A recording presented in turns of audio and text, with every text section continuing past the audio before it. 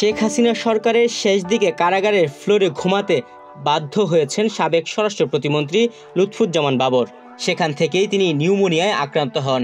সেই সঙ্গে অ্যাজমার সমস্যাও বেড়ে যায়। সেজন্য জেলখানায় থাকতে বেশ কয়েকবার চিকিৎসাও নিতে হয়েছে তাকে। কারামুক্ত হওয়ার পর 2 দিন তেমন বিশ্রাম নিতে পারেননি। পরিবর্তিত পরিবেশ ও শারীরিক ধকল মিলিয়ে আবারও গুরুতর নিউমোনিয়ায় আক্রান্ত হয়েছেন বাবর।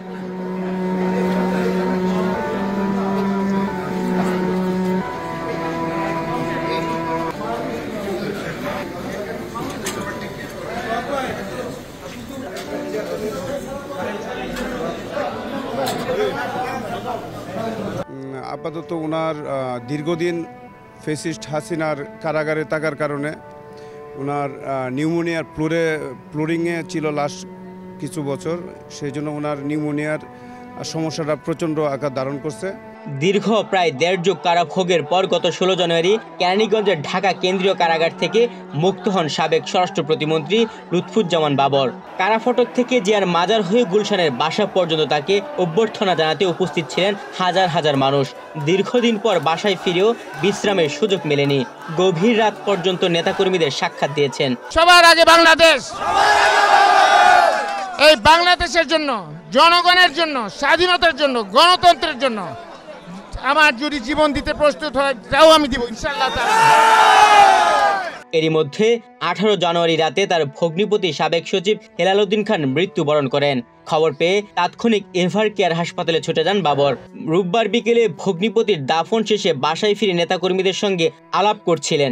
এক পর্যায়ে তিনি বুকে ব্যথা অনুভব করেন। পরে অবস্থার অবনতি হয়। রোববার রাত 10টার দিকে তাকে ইউনাইটেড হাসপাতালে ভর্তি করা হয়।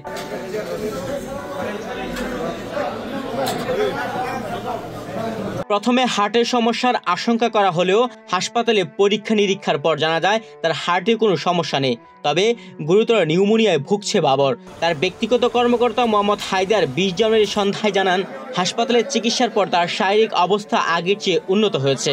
4 দিন পর তিনি বাসায় ফিরতে পারবেন বলে চিকিৎসকরা জানিয়েছেন।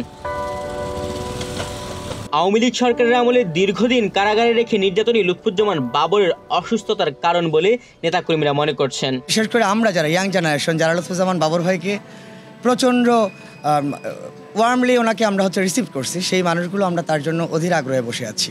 আর ওনার স্বাস্থ্যের বর্তমান অবস্থা আপাতত উনি আগের থেকে মোটামুটি কমফোর্ট জোনে আছে, সুস্থ আছে। আশা করি উনি নিবিড় পর্যবেক্ষণে থাকলে এবং উনি যদি ওনার সঠিক চিকিৎসা নিশ্চিত করলে ইনশাআল্লাহ উনি দ্রুতই সুস্থ হয়ে আমাদের মধ্যে ফিরে আসবে। তো উনি তো দীর্ঘদিন ধরে স্বৈরাচার সরকারের কারাগারে ছিলেন। উনি দীর্ঘ 17 বছর 7 মাস 18 দিন জেলখানায় ছিলেন। তখন উনি চিকিৎসা পান নাই ঠিক মতনে, এবং শেখ হাসিনা ওনাকে চিকিৎসাও করতে দেয় নাই, এবং সর্বোচ্চ ওনাকে নির্যাতন করা হয়েছে, এবং উনি টানা 78 দিন রিমান্ডে ছিলেন, এবং উনি ধাপে ধাপে ওনাকে বিভিন্ন রোগে আক্রান্ত করা হয়।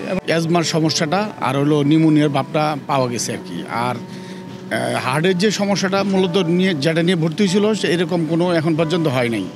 যদি পরবর্তীতে হয় তাহলে এনজিওগ্রাম করার চিন্তা করতেছে। এদিকে অসুস্থ বাবরকে দেখতে বিএনপি মহাসচিব মির্জা ফখরুল ইসলাম আলমগীর, স্থায়ী কমিটির সদস্য নজরুল ইসলাম খান, সালাউদ্দিন আহমেদ, আইন বিষয়ক সম্পাদক ব্যারিস্টার কায়সার কামাল সহ বিভিন্ন পর্যায়ের নেতাকর্মীরা সোমবার হাসপাতালে যান। তুহিন ভুইয়া, বাংলাদেশ প্রতিদিন।